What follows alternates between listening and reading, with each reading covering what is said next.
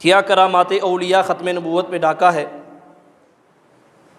کرامات اولیاء میں نے پہلے بھی اس پہ عرض کیا تھا کہ جب کوئی کام پیغمبر کے ہاتھ پہ صادر ہو، اگر وہ نبوت سے پہلے ہو تو اسے ارہاس کہتے ہیں، اگر نبوت ملنے کے بعد، دنیا میں نبوت ملنے کے بعد ہو تو اسے معجزہ کہتے ہیں۔ اسی طرح غیر پیغمبر کے ہاتھ پہ اگر کوئی ایسا کام صادر ہو جو ہر ایک بندہ نہیں کر سکتا، جس کو اللہ عطا فرمائے وہی کر سکتا ہے۔ اب بعض لوگ کہتے ہیں جناب یہ گھڑی بنانا بھی تو کرامت ہے۔ ہم نے کہا جی کیسے؟ کہتے ہیں یہ دیکھو یہ بھی تو ہر بندہ نہیں کر سکتا۔ ہم نے کہا خدا کے بندوں بازار میں چلے جاؤ، وہاں سینکڑوں ہزاروں نہیں بلکہ لاکھوں آپ کو گھڑی ساز مل جائیں گے، لیکن آپ کو کرامت والے ایسے ہر جگہ نہیں ملیں گے۔ کرامت کے اندر کچھ خاصیت ہوتی ہے۔ پہلی بات یہ ہے کرامت ہر ایک کو عطا نہیں ہوتی، متبع شریعت کو عطا ہوتی ہے جو شریعت کا اتباع کرنے والا ہے۔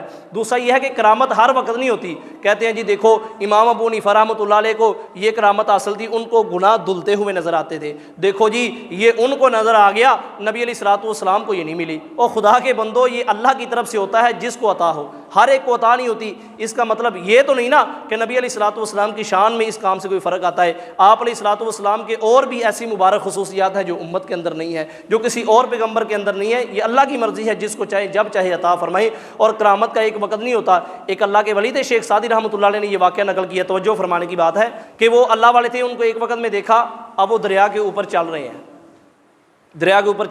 دوسرے وقت میں دیکھا وہ ایک تالاب کے کنارے وضو کر رہے ہیں، وضو کرتے کرتے تالاب کے اندر ہی گر گئے۔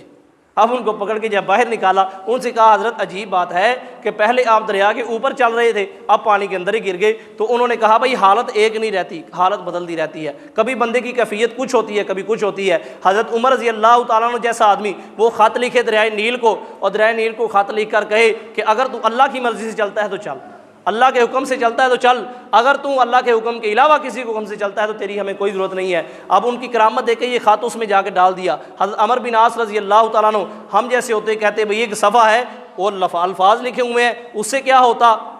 تو اس سے پتہ یہ چلتا ہے کہ جب غیر نبی کے ہاتھ پہ ایسا کام صادر ہو تو جیسے ہی وہ خط ڈال دیا گیا وہ دریا کا پانی فوراً چڑھ گیا اور وہ دریا چلنا شروع ہو گیا۔ پتہ یہ چلا کہ کرامات بھی حق ہیں۔ یہ اہل سنت والجماعت متفقہ طور پر یہ بات ذہن نشین فرمائے، اہل سنت دیوبند ہوں، بریلوی ہوں، اہل حدیث ہوں، یہاں تک کہ بات گئی گزری شیعہ بھی اس بات کے قائل ہیں کہ کرامت الاولیاء حق، اولیاء کی کرامت یہ بالکل برحق ہے اور ان سے صادر ہوتی ہے۔ تو ختم نبوت پہ کیسا ڈاکہ ہے؟ کہتے ہیں جی یہ ختم نبوت پہ ڈاکہ اس لیے ہے کہ جب نبوت کو ثابت کرنا ہو تو معجزہ آتا ہے۔ ہم نے کہا کہ معجزہ نبوت کو ثابت کرنے کے لیے آتا ہے، یہ ضروری نہیں ہے۔